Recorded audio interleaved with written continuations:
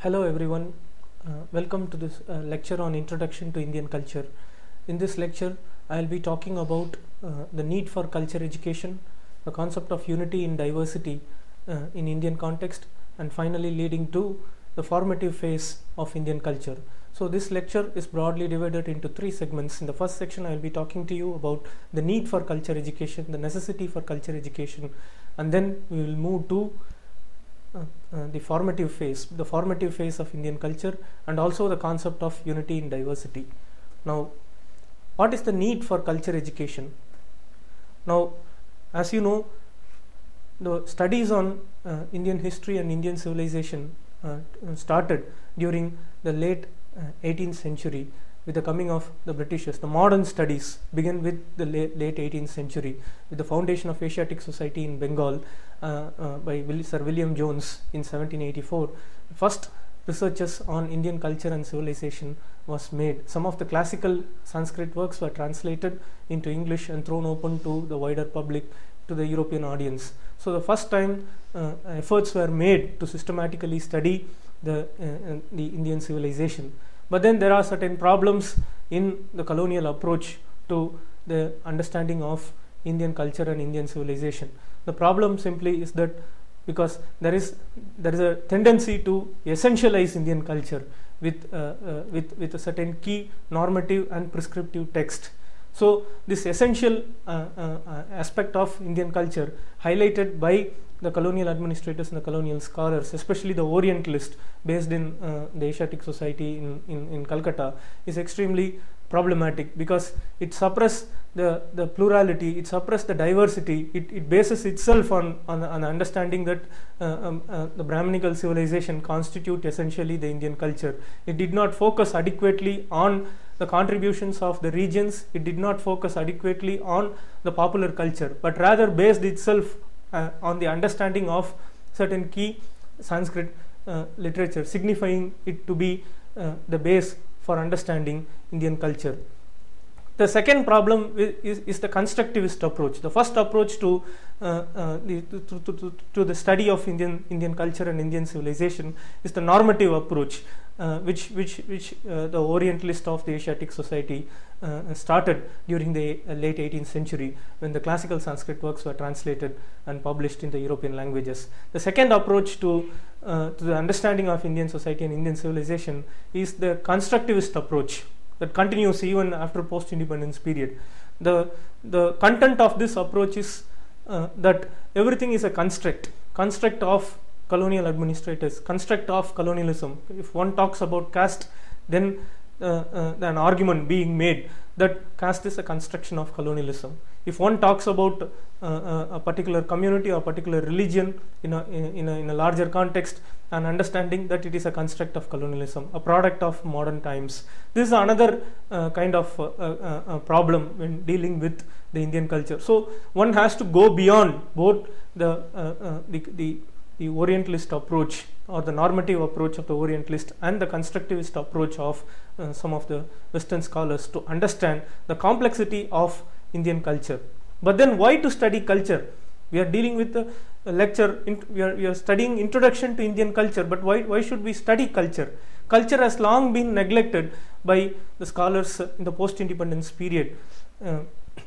Much efforts were made to understand the social conditions, the political conditions of Indian society between and across time periods, but the cultural aspect has long been neglected. So only in the recent years some efforts are being made to study culture. But why to study culture? What is the necessity for us to study culture? Culture is an essential element of the history of people. No, we cannot avoid culture. It is an essential element of the history of people. It is irrespective of their socio-economic development. Culture is there as part of the history of people. It is the expression of people themselves. So we cannot avoid culture. It is the fruit. Culture is the fruit of people's history and a determinant of a history, and hence there is a genuine need to study culture since it is the fruit of people's history and a determinant of a history. Since culture is an evolving expression of the history of people, it has to be studied. Culture is not a closed closed a set that can be studied in a museum. It is evolved, and it is also an evolving concept. Culture is an evolved and evolving forms expressed by people themselves, and hence this evolved and evolving form of culture needs to be studied. Now, all societies have culture, not that only, but certain societies have culture, the other without culture. All societies have culture, irrespective of their levels of social and economic development. There is a general tendency to dismiss those societies that are at the lower levels of social and economic development as cultureless. But there is a genuine need to study their culture also. In other words, all societies have culture, irrespective of their levels of social and economic development. And most importantly, we need to understand the levels of culture. Culture is not a finished product out there in the museum to study. Culture, as I said, is an evolved and evolving concept that requires a systematic investigation. But there are also many levels of culture.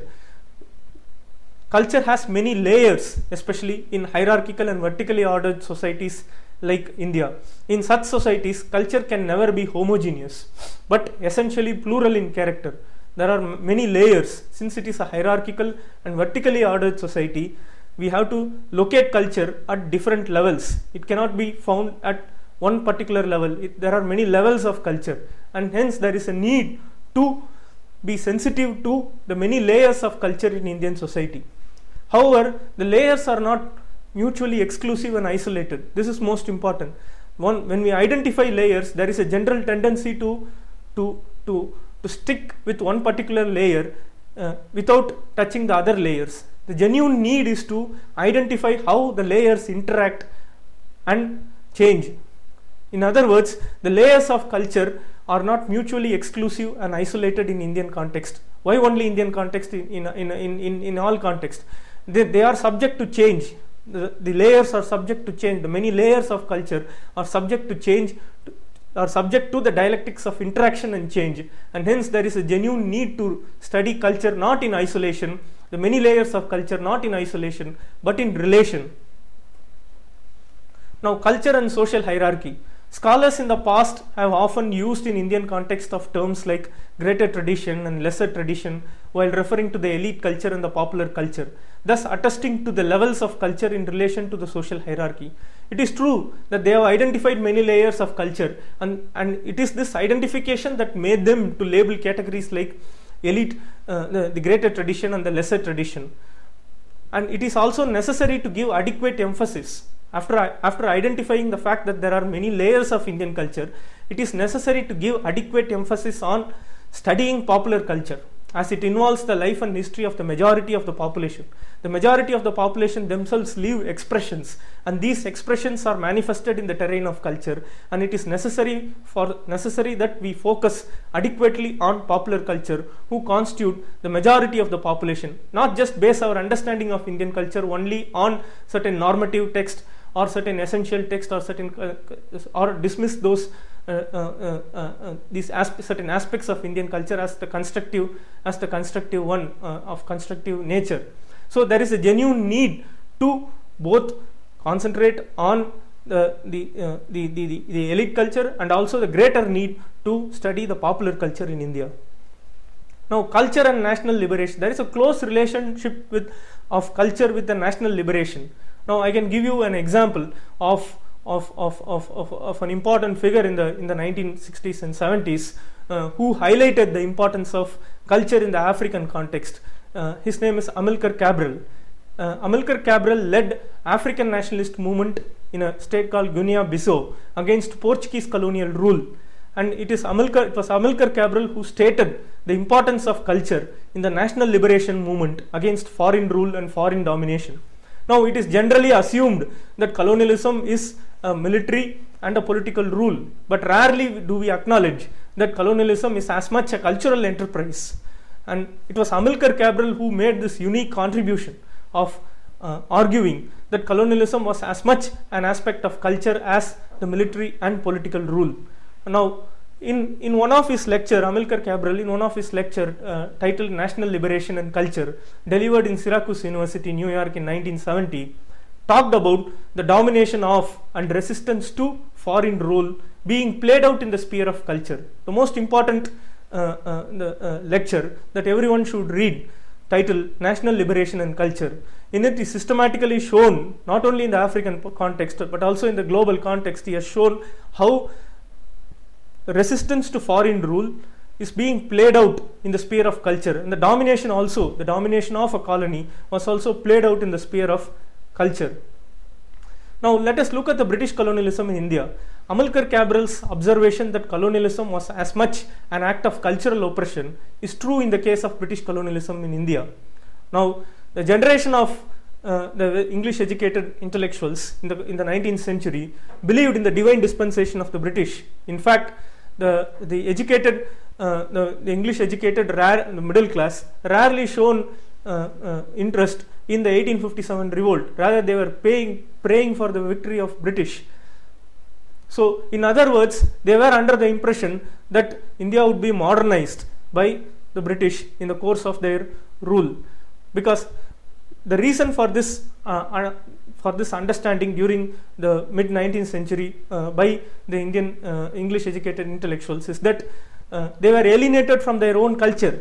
They genuinely believed that their culture was much more backward than the culture of the British. They believed Britain to their eyes represented a global power during the 19th century because it was an industrialized nation.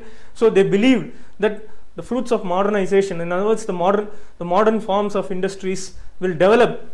With the introduction of modern forms of industries in India, India will be developed, and hence under the illusion of the colonial rule, they believed that India would be modernized, and they genuinely they were alienated from their own culture. So this was a first alienation they suffered.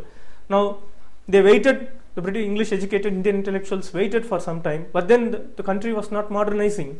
Rather, it faced millions of death in the form of famines and epidemics. People were dying, and the conditions of living were becoming worse. So they had to alienate again from the British culture and go back to their roots in order to contest the British rule in India. In other words, the national liberation struggle in India too was as much an act of culture as the indigenous intellectuals used culture as resistance to colonial domination, as a civilizational defense to colonial domination. Now, the need for culture education. What is the necessity for us to undergo this cultural education? What is the need for us to do culture, to study culture? In the past 20 odd years, India is increasingly in the path of liberalization and globalization. The generation born under this aegis of liberalization and globalization, especially those sections having access to education and material resources, are showing apathy to indigenous cultural roots and history. Now, it is in this context, it is necessary to study culture as the expression of a history of people. Studying culture at many levels will enable us to identify with our society, our sense of belonging, and our own place in history. Culture is also a tool of resistance to communalism. By studying the local culture, we resist the grand generalization, we resist attempts to homogenize Indian society. We can bring out the plurality of Indian culture only by studying the culture, but such local culture cannot be reduced to localized culture. Cultures always interact, it is not isolated, but the cultures cannot be studied in isolation, but always in relation to the other forms. Now, studying culture at many levels will not only enable us to understand the plural nature of Indian society, but also resist from our own urge sometimes to homogenize Indian society. An urge towards homogenization can be reduced by studying cultures at many levels, not in isolation but in relation. Now, the many levels of culture, what one means by many levels of culture. We already talked about the necessity to deal with many layers of culture in especially hierarchically ordered societies like India. Now, what we mean by many levels of culture is that we have to focus on the local culture, and then the regional culture, and then national culture. These are not mutually exclusive. The local, regional and the national culture are not mutually exclusive and isolated. Such an understanding will lead to fragmented understanding of Indian society.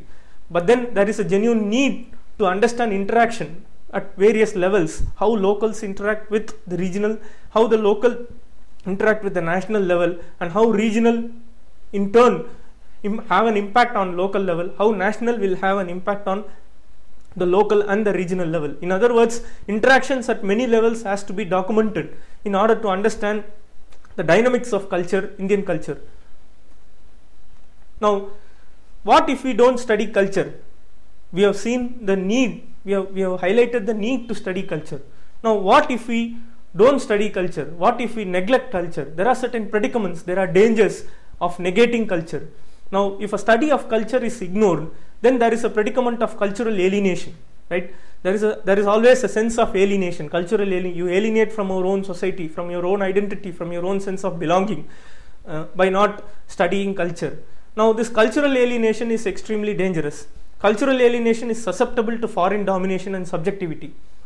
That is one of the core ideas put forth by Amilcar Cabral in his national movement in Africa against the Portuguese domination. He argued that cultural alienation is susceptible to foreign domination and subjectivity. Now, cultural alienation also results in the increasing social divide between the alienated and the rest. Now, this increasing social divide between the alienated and the rest is a necessary requisite, necessary precondition for foreign domination and foreign rule. And hence there is a genuine need to study culture at various levels. There are certain, these are most important predicaments, these are the predicaments of negating culture. Now, one can go on speaking about the necessity for culture education, but then I would cite only two important readings which you can refer to on understanding culture. It is based on these readings that I have developed my lecture. That is one, Amilcar Cabral's lecture that I quoted at the beginning of my lecture, National Liberation and Culture. The title of Amilcar Cabral's lecture is National Liberation and Culture. It was Eduardo Mondlane Memorial Lecture delivered in Syracuse University, New York in 1970. The text is available in internet. If you type in Google National Liberation and Culture, you will get the article. And it is necessary that we go through the Amilcar Cabral's lecture, where he highlighted the role of culture, the necessity to study culture to counter the foreign domination and in national liberation struggle. And also, not that this has not been taken up by scholars in India. Scholars have looked up Amilcar Cabral's work. One important historian, the modern historian K.N. Panikkar, historian of modern India, has looked at Amilcar Cabral's contribution and applied it in the context of colonial India. His book Culture, Ideology and Hegemony, Intellectual and Social Consciousness in Colonial India, published in 1995, in fact has essays on colonial period, in which he has used the theoretical contributions of Amilcar Cabral to study the intellectual history in colonial India. Now that has been reworked and published recently by Oxford University Press, called Colonialism and Culture, again by Panikkar's, it's a Panikkar's work. Now, we have looked at the necessity or the need to study many levels of culture in India. We cannot close or give a finished form by attributing to Indian culture by attributing only to certain levels or to certain normative text. Such an understanding is a dangerous understanding. But then we need to locate many levels of culture and how culture interact at various levels. And so often in Indian context we use this term called unity in diversity. We use this category, we use this label called unity in diversity to explain Indian culture. But then what is this unity in diversity? It is true to anyone, to any eye. Indian culture is plural. To any eye, that the diversity is a hallmark of Indian culture. But what do we mean by unity in diversity? The unity in diversity that we often attribute for Indian context is not static and finished. Can we attribute that unity in diversity is a finished form available out there to go and study? No. The unity in diversity in Indian context is not static and finished. It is an evolved and evolving form. Unity in diversity is an evolving form. It is a dynamic process. In other words, the unity in a diversity that we talk about is a dynamic process. It is a dialectic of opposition and synthesis. There is always an opposition inherent in this notion of unity in diversity. Not that the unity doesn't subsume the opposition within it. There's always a dialectic of interplay between opposition and synthesis. It is this dynamic process of opposition and synthesis is at the root of what we call unity in diversity. That is according to my understanding of Indian culture. It is not a sum. Now the unity in diversity is not a sum but a movement which alters in historical evolution. Now we notice this how historically too, though we base ourselves to understand Indian history on certain texts, certain important texts to understand whether it is early India or medieval India or modern India. Although we base ourselves on certain important texts, we always notice how Indian culture is not a sum, is not a product out of these texts. The texts themselves were in the process of interaction, in the process of dynamic negotiation. It is not a sum. In other words, the unity in diversity that we talk about is not a sum but a movement which alters in the historical evolution. And we notice this in the spread of certain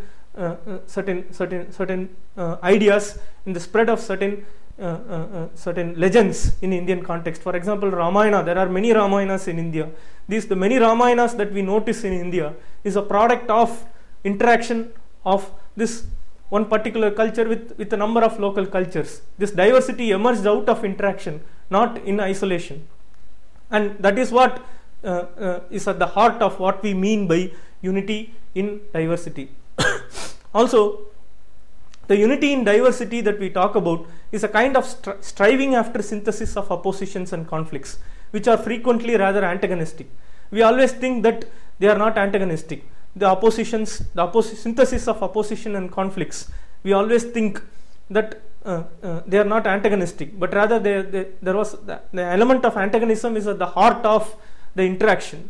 When we say that we need to look at culture at many levels, how cultures interact, the levels at which the cultures interact, they are not one of mutual synthesis, but there is always an element of conflict and antagonism at the level of this interaction, and hence it is a genuine need for us to highlight, to study and highlight these levels of interaction where the opposition and conflict play out, and how synthesis emerges, and how synthesis itself is a process, is a result of antagonism how opposition and conflict play out in the emergence of synthesis. So that these are some of the aspect of what we mean by unity in diversity. That is, it is not static and finished. 2, it is a dynamic process, a dialectic of opposition and synthesis. 3, it is not a sum. Unity in diversity is not a sum and a finished product. It is a movement which alters in the historical evolution. And finally, it is a kind of striving after synthesis of opposition and conflicts, which are frequently rather antagonistic. And hence, when we study culture at many levels and how culture interact at many levels, we need to be sensitive to the fact that antagonism is at the heart of these interactive levels. Now, we also should look at the spaces in unity in diversity. What are the spaces that we need to concentrate when we mean by unity in diversity in Indian context? We often use the word Indianness to define or to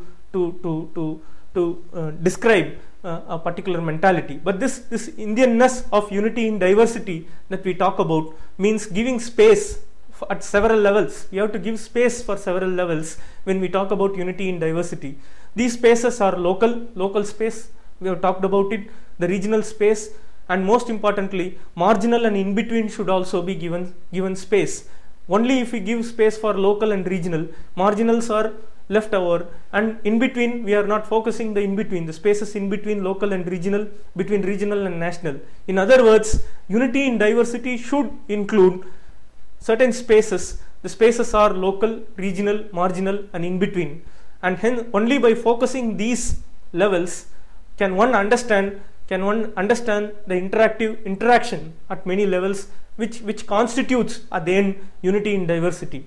Now, these spaces, that is local, regional, marginal, and in between that we talk about, these spaces that constitute unity in diversity are not again mutually exclusive, and they are not isolated, they are not mutually exclusive, they are not world on their own, they are not isolated, but then they always interact.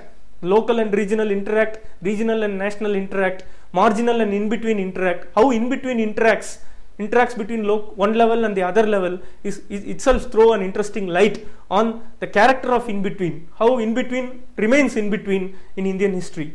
And hence it is necessary for us to give adequate emphasis to various levels of culture, and these levels should include local, regional, marginal and in between. Now they interact at many levels. As I said, the culture interacts at many levels, and recovering these interactions, it is necessary for us as scholars, as students to focus, not only study and highlight these levels of interaction, but also it is necessary for us to recover these interactions. Recovering these interaction is one of the component of contributing to unity in diversity, in my opinion.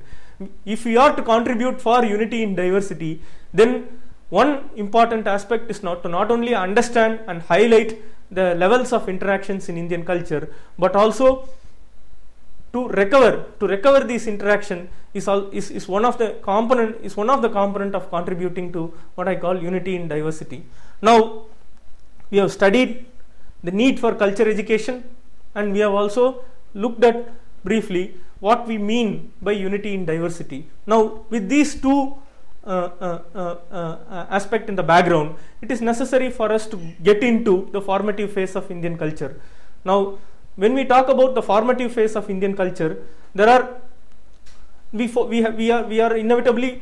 inevitably had to focus on certain texts, because what we have as evidence are only those texts. But then we need to be sensitive that these are not finished texts. These texts were interacting with communities at various levels, and we need to study these texts not as a finished form, not as the finished product of a particular community, but rather in interaction to other communities at many levels.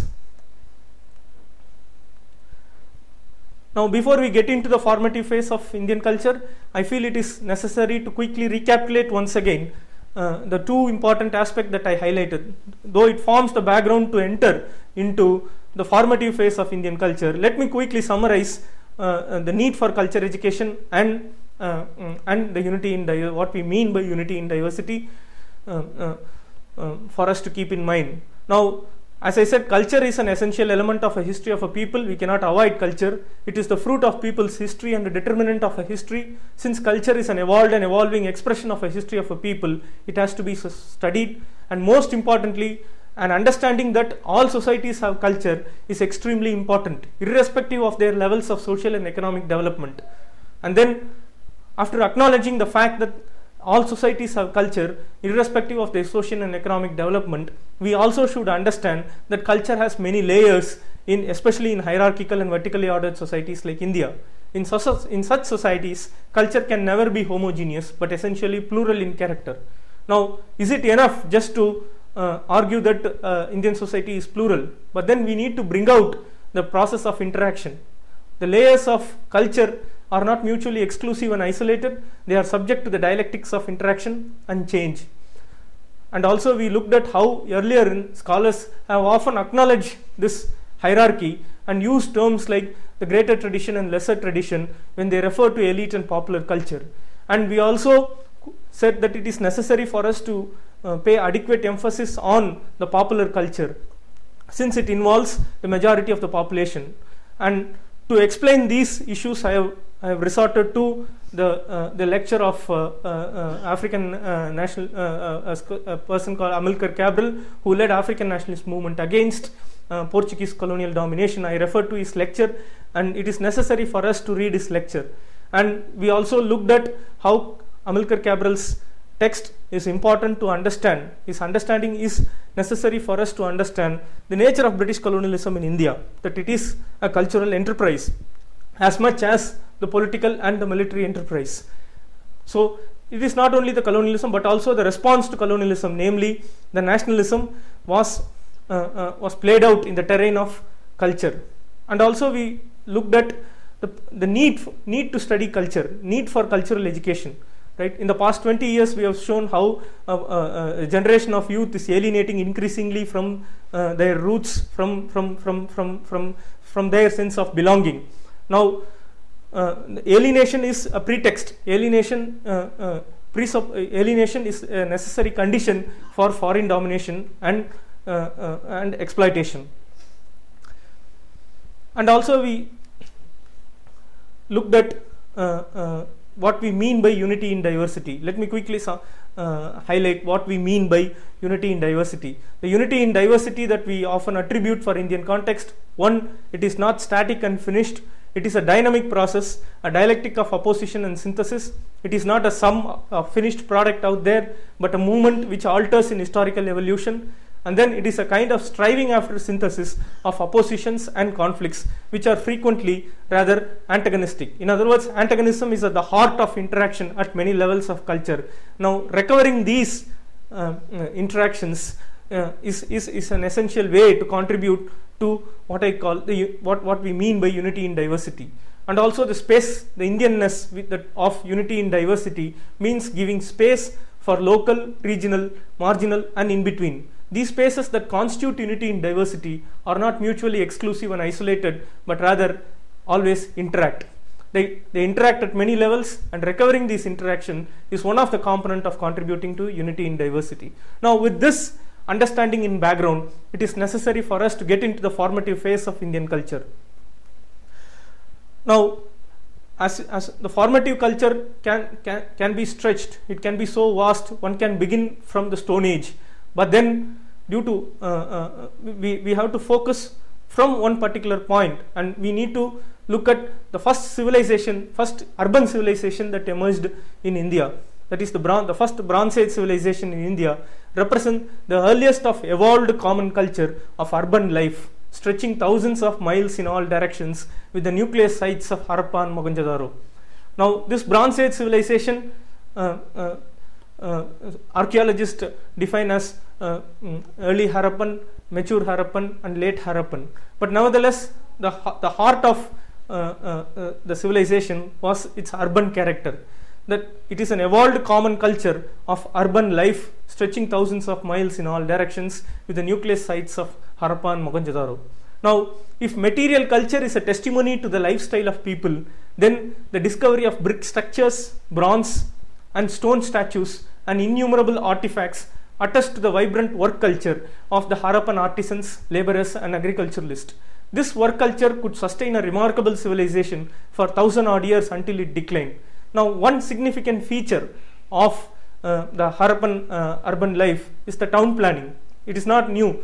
Several scholars have talked about the nature of town planning and how there is a uniformity in town planning between and across sites in this urban civilization.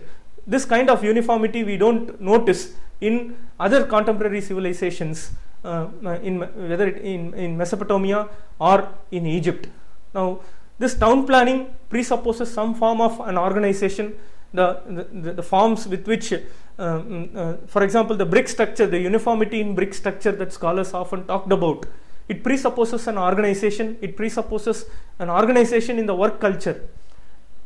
So the innumerable brick structures, bronze and stone statues and many artifacts unearthed by archaeologists in these urban spaces, in the first cities in subcontinent, attest to the vibrant work culture of the Harappan artisans, laborers and agriculturalists. This work culture could sustain a remarkable Bronze Age civilization for 1,000 odd years until it declined. The scholars again disagree on how this first Bronze Age civilization in India, how the first civilization in India declined. There are many theories attributed for it, which we don't go into the detail. But one aspect that we need to remember is that the evolution of common culture, this evolution of common culture of urban life, that urban space itself is a testimony to the achievement of the Indus people. Now, following the decline of the Harappan civilization, there is a long interlude, there is a long gap till the emergence of the second urbanization in the Gangetic Valley by mid-first millennium BC. Now, As far as source is concerned, the major source to study the culture of the formative phase of Indian subcontinent following the decline of Indus civilization is the Vedic text. Now, these texts seem to reflect the lifestyle of people different from the work culture of the Indus population, different from the evolved common culture of urban life by the Harappans. Up until the second urbanization in the Gangetic Valley by mid 1st millennium BC, Vedic texts constitute an important source for us. Now, scholars have written extensively. In fact, a large body of scholarship exists on the Vedic literature.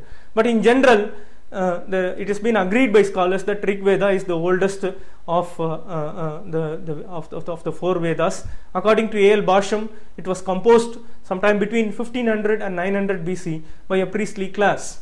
It is a collection, Rig Veda is a collection of 1028 hymns addressed to various gods and intended to be chanted at sacrifices. Now, again, Rig Veda is divided into 10 books. Books 2 to 7 constitute chronologically the earliest stratum, while books 8, 9, 1 and 10 the latest stratum. That is, these 8, 9, 1 and 10 book of Rig Veda are the latest, whereas book 2 to 7 forms the earliest stratum, sometime composed around 1500 BC.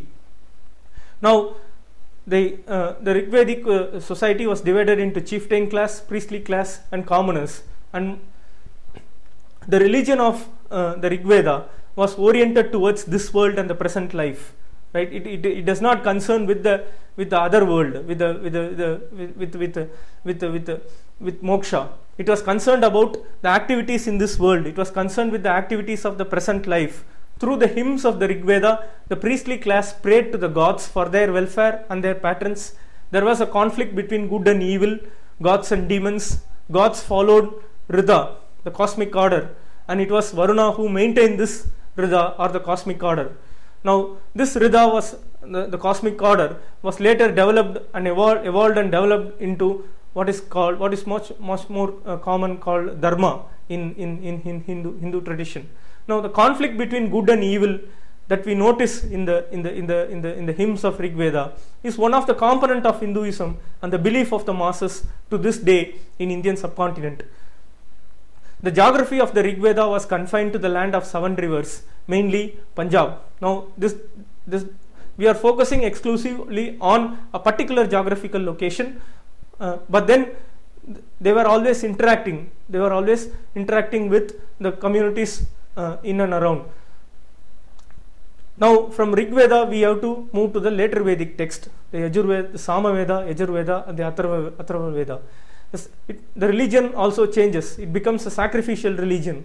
The idea of sacrifice, the creation of world, and the formation of 4 classes, that is Varna, emerges in the 10th book of the Rig Veda in a hymn called Purusha Sukta. Now, they were greatly concerned with the origins of the world, how world emerged. Now, there were various theories were put forward, but Purusha Sukta, underlying Purusha Sukta is the idea of sacrifice. Now, I will read out this translation of Purusha Sukta into English, reproduced in A.L. Basham's book. Look at listen to these verses. When they divided the man, into how many parts did they divide him? What was his mouth? What was his arms? What were his thighs and his feet? The Brahman was his mouth. Of his arms was made the warrior. His thighs became the Vaishya. Of his feet the Sudra was born. The moon arose from his mind. From his eyes was born the sun. From his mouth Indra and Agni. From his breath the wind was born. From his navel came the air. From his head there came the sky. From his feet the earth. The 4 quarters from his ear. Thus they fashioned the world. With sacrifice the gods sacrificed to sacrifice. These were the first of the sacred laws. These mighty beings reached the sky, where the eternal spirits, the gods. In other words, a new urge to understand the creation of cosmos, the emergence of to understand the society manifested itself in this verse of Purusha Sukta. It is for the first time here the concept of Varna emerges. which gets strengthened, strengthened in the course of time, which gets sanctioned by the religion. The religion of the later Vedic period was sacrificial religion that involved the performance of elaborate rituals and sacrifice. Brahmanas were composed for the first time. Brahmanas as the text, not as a social class. Brahmanas were composed and appended to the Vedas. Brahmanas are the appendix to the Vedas. They were meant to explain, Brahmanas were meant to explain the mysteries and symbolism of sacrificial religion. The geography of later Vedic period was quite extensive, was bit wider when compared to the geography of the Rig Veda. The geography of later Vedic period is between Yamuna and Ganga. What are the features of later Vedic religion? Now there are many features. As I said, sacrifice is at the heart of the later Vedic religion. But then we have to also understand how certain features continue in Indian history, how certain features remain durable and continue to survive and in the subsequent times. So three important sacrifices of the later Vedic religion formed one of the important element of Indian political life especially in early India. The three important sacrifices are Rajasuya, Vajapeya and Ashwamedha, conducted mainly by the political head with priestly authority and supervision.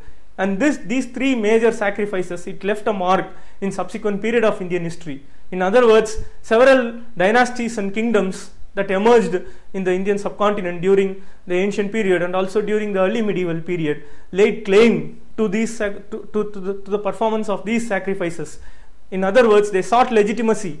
The kingdoms, the ancient Indian kingdoms and dynasties of ancient India and early medieval India, they sought legitimacy between and across regions in the Indian subcontinent of performing these sacrifices as one of the basis for their own kingship. These sacrifices, though meant for the welfare of the society, it involved the destruction of livestock. In other words, it involved the destruction of cattle. Cattle was sacrificed. The livestock was sacrificed for this for the performance of these sacrifices. Many other simple rituals and sacrifice developed during the later Vedic period, and these are conducted to this day in the traditional Brahmin households. The simple sacrifices. But then there is a shift. We have to look at the emergence of the doctrine of the transmigration of soul, which is the belief that is so widespread in Indian society. What is the origin of this idea of the transmigration of soul? The idea of transmigration of soul and samsara, a series of birth and rebirth, is absent in the Vedic literature. There is no reference to the afterlife. There is no reference to what happens to the soul after death in Rig Veda. There is no reference to it in the later Vedic text. Some speculative philosophies were emerging, speculative questions were raised about the nature of soul after death. The idea of transmigration of soul and the concept of samsara, the series of birth and rebirth, is absent in the Vedic literature. So the philosophy of transmigration of soul is first found in the Upanishads. For the first time we find this in Upanishads. Now scholars have a different opinion on the date of the Upanishads. Sometime between 600 BC down to 300 BC, the 13 major Upanishads that we often attribute seems to have been composed. This according to the view of A.L. Basham. The philosophy of the transmigration of soul is first found in the Upanishads. The Brihadaranyaka Upanishad, in fact the earliest and longest of the Upanishads, refers to this philosophy of the transmigration of soul. The growth of asceticism may have also contributed to the doctrine of transmigration of soul. Now, the ascetic practices are not new at the end of the later Vedic phase. In fact, the ascetic culture, the existence of asceticism and mysticism seems to have references in the Rig Veda itself. The ascetics and munis seems to have lived at the borders of the Rig Vedic society, and they were feared upon. There are many references to them in the Rig Veda, but then they were not yet part of the mainstream, they were not yet part of the Rig Vedic, the Vedic culture. So the growth of asceticism may have also contributed to the doctrine of transmigration of soul, according to Basham. Now, whether this belief had wider, was it widely prevalent? The belief in the transmigration of soul, was it widely prevalent that the Rig Vedic, the Vedic people took up, or was it being taken up from the indigenous communities? This question was raised by several scholars, but A.L. Basham argues that there are no evidence for the existence of the belief of the transmigration of soul among the indigenous communities, which the Vedic people have taken up. According to Basham, the doctrine of transmigration began in narrow circles of elite, and that it was taught by Brahmins and spread by ascetics and mystics. Now, what is this doctrine of transmigration? A belief that soul continue to take different forms after death, and that there are many birth and death, which we often attribute as samsara, which is a part of Hindu life. It is based on this theory of action, that is karma. The ultimate aim, of course, for a devout Hindu is to get rid of samsara, to get rid from the series of birth and death, and attain a state free from birth and death called moksha, to be one with the ultimate, the ultimate Brahman. The doctrine seems to have developed sometime around 600 BCE. Of course, we have seen how the early Upanishads, were composed as from the earliest of the Upanishads seems to have been composed sometime between 700 to 600 BC, and the latest, the conventional 13 Upanishads, the latest of which seems to have been composed around 300 BCE. So, it is only in the Upanishads that we find the earliest references to the transmigration of soul. It was totally absent in the Vedic literature. So how did it spread? We have to also understand the origin and spread of doctrine of transmigration. It is true that the growth of asceticism and the Upanishadic literature seems to have contributed to the emergence of the transmigration of soul. The belief in the transmigration of souls originated not from the non-Aryan language speakers, as A.L. Basham contends. It became, but nevertheless, once the doctrine was evolved, once the doctrine spread, once the doctrine was evolved, it spread so rapidly and it became widespread by 300 BCE, the time of the last of the 13 conventional Upanishads. Even the early Tamil Sangam literature, which is dated by scholars between 3rd century BCE and 3rd century CE, has references to this belief, the belief in the transmigration of soul by 1st century CE. Some of the early Sangam works does talk about the this doctrine in the poems. Now, what could have been the broader context? What could have been a broader frame within which this doctrine originated and spread, that it now becomes almost part and parcel of the Hindu life? Probably one reason that one can attribute is the increasing social hierarchy following the socio-economic reorganization of the society, leading to the second urbanization in the Gangetic Valley by the 1st millennium BC. Now, this change, that is the emergence of second urbanization, definitely was the frame within which this doctrine emerged and spread. So, this frame, in this larger frame, this larger context may have contributed to the spread of this belief in so less time scale. We also should look at the emergence of the Shramanic religions. For example, the two great religions in ancient India was Brahmana and the Shramana, Brahmanism and classical Brahmanism and the Shramanism. The Vedic text or Shruti, that is revealed knowledge, they are revealed knowledge. The legal text, the Hindu legal text were called Smriti. That is, Smriti is constantly being worked and reworked in order to understand Shruti. But Shruti is an authority. No one can, in general, those who question the authority of Shruti are termed as Pashandas or the Shramanas. Now, the various religious thought started questioning the authority of Shruti by the mid first millennium BC. As we said, there was a larger change that was taking place in the Gangetic Valley, the emergence of the second urbanism, and also society was becoming hierarchical, and this hierarchical nature of society is reflected in the 10th mandala of the 10th book of the Rig Veda, in one of the verses called Purusha Sukta, where for the first time a clearly marked hierarchy in society, in the 4 varnas are being mentioned. So the increasing hierarchy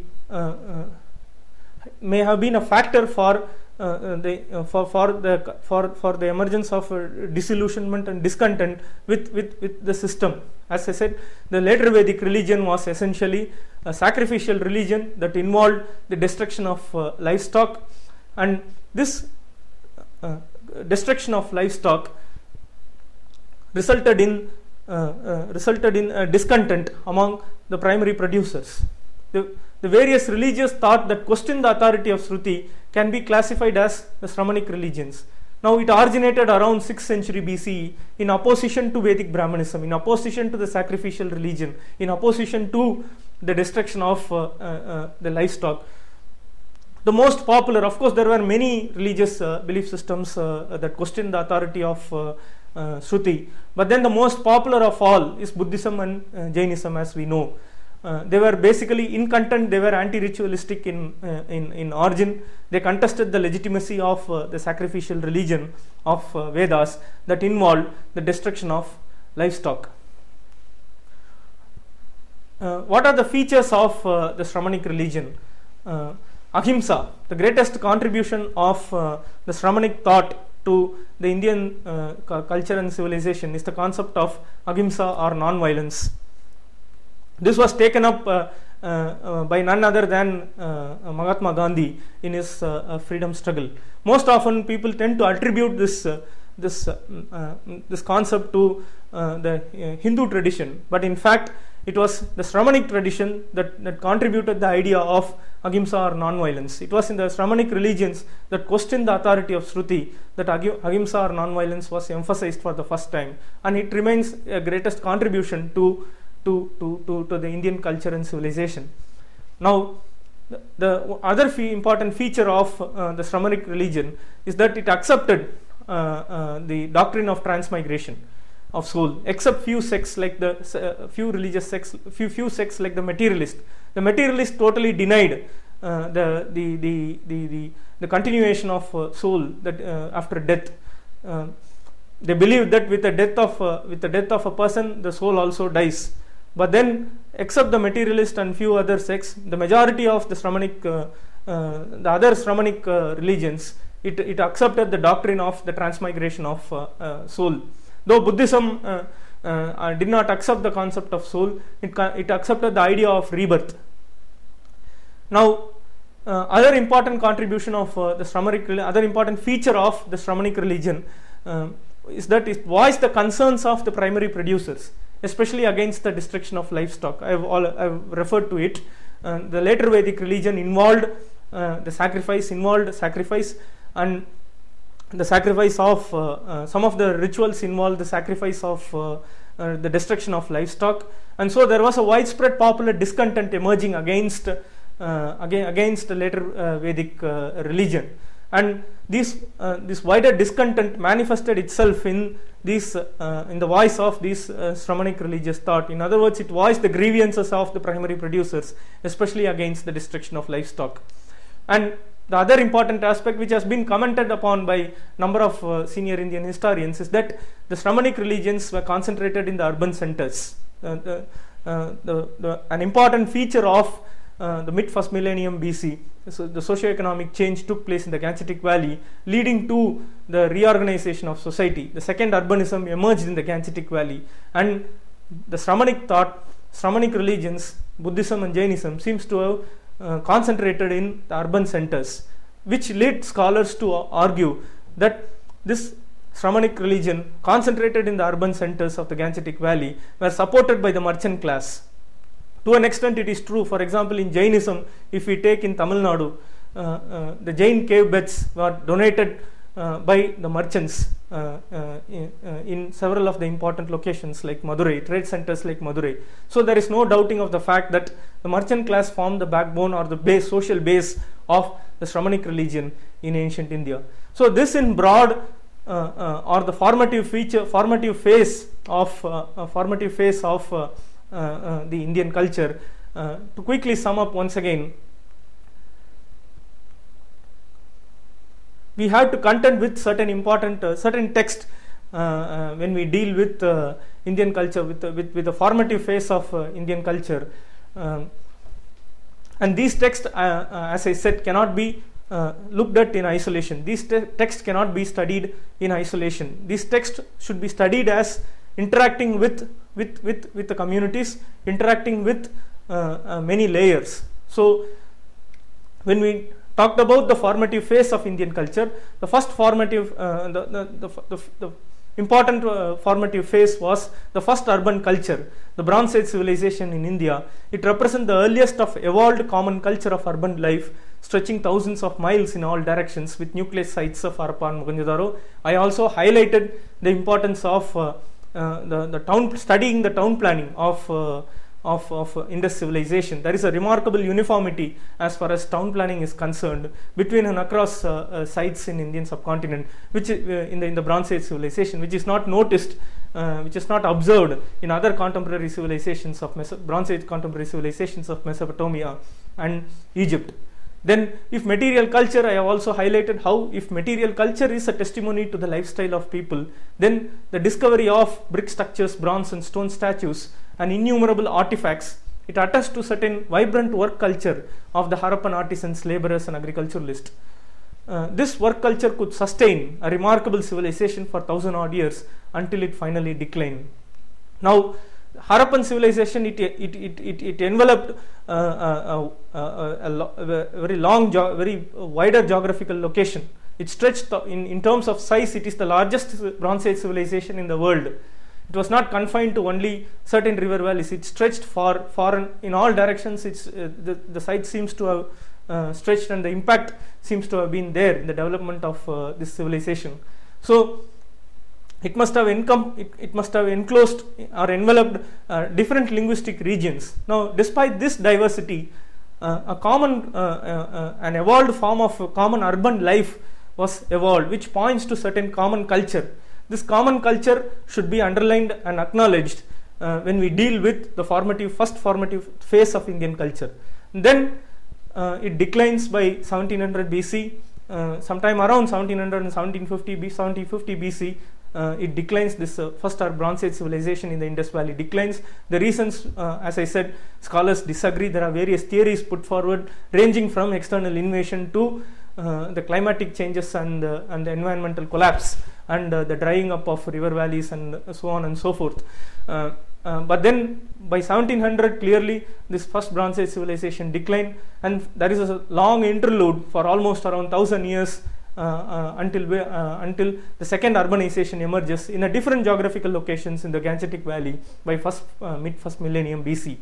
Now, to understand this long interlude, the period for 1,000 odd years, we need to contend with the Vedic text, which constitute a core source to understand the nature of Indian subcontinent during this phase, especially in the geographical locations of the northwest and the Gangetic Valley.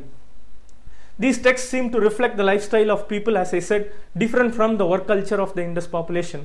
Up until the second urbanization in the Gangetic Valley by mid first millennium BC, Vedic texts constituted the important source. Now, I also talked about the distinction, the necessary for us to make a distinction between the early Vedic text and the later Vedic text. This is especially so because according to scholars, Rig Veda is the oldest of the Vedas. Bhashyam contends that it was composed sometime between 1500 and 900 BC by a priestly class, a collection of 1028 hymns addressed to various gods and intended to be chanted at sacrifices. as we know, it is divided into 10 books, and within the Rig Veda cannot be treated as one finished form in one particular year. It was composed in a different periods between 1500 BC and 900 BC. Book 2 to 7, according to scholars, constitute the earliest of the stratums, composed sometime around 1500 BC, and then book 8, 9, 1 and 10 represent the latest stratum of the Rig Vedic text. The society, as I pointed out, was divided into the chieftain class, priestly class, and the commoners. The orientation of the Rig Veda was towards this world, the achievements in this world, and the present life. The references to activities in the other world is totally absent. Through the hymns of the Rig Veda, as I said, the priestly class prayed to the gods for their welfare and their patrons. There was a conflict between God, good and evil, gods and demons, and this conflict that is first manifest in the Rig Vedic text seems to have been an essential feature of the belief of masses in India even to this day. The geography of the Rig Veda was confined to the land of 7 rivers, mainly Punjab, but then the nature of religion changes when we come to the later Vedic text, the Sama Veda, Yajur Veda and the Atharvana Veda. It was the core component, the core of the later Vedic religion was the sacrificial religion. The idea of sacrifice, creation of world, and the formation of 4 social classes emerges for the first time in the 10th book of the Rig Veda, called the Purusha Sukta. And I have also read out a translation how a new thought emerges in relation to understand the formation of the evolving of the formation of cosmos, of universe, and those various social classes. From the later Vedic religion, we moved to understand the doctrine, the origin and spread of the doctrine of transmigration of soul, and we have studied how Upanishads, the first reference to the doctrine of the transmigration of soul is found in the Brihadaranyaka Upanishad, the earliest of the dated Upanishads, and how even the mystics and ascetics seems to have contributed to the spread of this doctrine. From studying the transmigration of the doctrine of the transmigration of soul, we moved to the overall changes that took place in the Gangetic Valley by mid-1st millennium BC, and how this change seems to have contributed to the spread of the doctrine of transmigration of soul. And it did not stop with that. There was a response, there was a reaction to this change, and also to the content of the later Vedic religion that involved the destruction of livestock. And this contestation emerges in the Shramanic religion, in the emergence of various sects that question the authority of Shruti. And we also looked at the contributions of the Shramanic religion to Indian culture and civilization. Now, let me quickly cite few readings that are necessary to understand the formative phase of Indian culture. I have 3 key readings for you. A.L. Basham's The Origins and Development of Classical Hinduism, edited and annotated by Kenneth Zisk, published by Oxford University Press in 1989, is one of the important texts to understand the formative phase of Indian religion, of Indian religious thought. A.L. Basham has also edited a book titled A Cultural History of India, published by Oxford University Press in 1975, that contains articles by several scholars on many issues down to modern times. But then some of the articles that deals with the early history are necessary to read. And also Professor Romila Thapar's book, in fact a compilation of her articles, a consolidation of her years of fruitful research, titled Cultural Past, published by Oxford University Press, is also a necessary reading. I hope you will go through these readings and understand with whatever I cited earlier better the need for culture education, and the necessary for us to understand the formative phase of Indian culture. Thank you.